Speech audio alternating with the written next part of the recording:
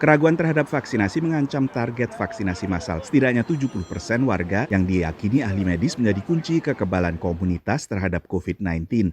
Dalam jumpa pers baru-baru ini, Koordinator Respons Global terhadap COVID Deplu Amerika Serikat mengakui masih tingginya keraguan terhadap vaksin ini. We're seeing vaccine hesitancy pretty much in every country for different reasons, but I think it's a common feature, just as we've seen it here. And then there's also both misinformation and disinformation. Peneliti University of Pennsylvania mencatat kepercayaan terhadap teori konspirasi seputar COVID lebih tinggi di antara orang yang mengandalkan media sosial dan sumber berita partisan konservatif sebagai sumber berita utama dibandingkan mereka yang mengandalkan kantor berita mainstream. Sejak awal pandemi dan pengembangan vaksin pun banyak teori konspirasi dipercaya warga, termasuk warga West Virginia yang tak mau memberi namanya ini. They're trying to push everybody to get the chip put in their wrist and everything, and it's not going to happen. Or at least not here in West Virginia. Salah satu teori konspirasi paling ekstrim adalah vaksinasi akan menanamkan microchip pada penerima, sehingga mereka bisa dilacak keberadaannya kapanpun. Lalu teori bahwa virus corona adalah senjata biologis Tiongkok.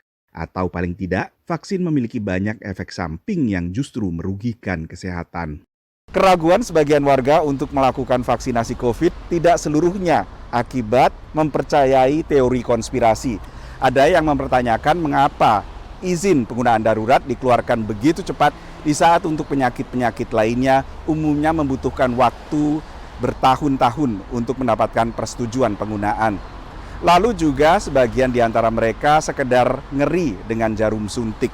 Tapi dengan adanya kampanye disinformasi, maka mereka yang tadinya ragu mendapatkan vaksin bisa jadi akan berubah menjadi sama sekali menolak divaksinasi. Pemerintahan AS menuding ada aktor negara di balik disinformasi ini. Rusia salah satu pemain utamanya. Vaksin buatan AS Pfizer dan Moderna menjadi sasaran disinformasi karena dituduh memiliki efek samping hingga kematian. Pejabat Organisasi Kesehatan Dunia (WHO) mencermati upaya mendiskreditkan vaksin barat ini dilakukan di tengah promosi vaksin buatan Rusia sendiri, Sputnik V. What we call the infodemic is as big a problem as the pandemic. The infodemic is indeed this information that's being spread all around the world. It spreads more quickly than the virus itself. Tapi Rusia tidak sendirian dalam kampanye disinformasi. Pejabat Uni Eropa mencatat media Tiongkok juga berupaya mengikis kepercayaan terhadap vaksin buatan barat. Pemerintah AS harus berupaya ekstra melawan kampanye disinformasi ini.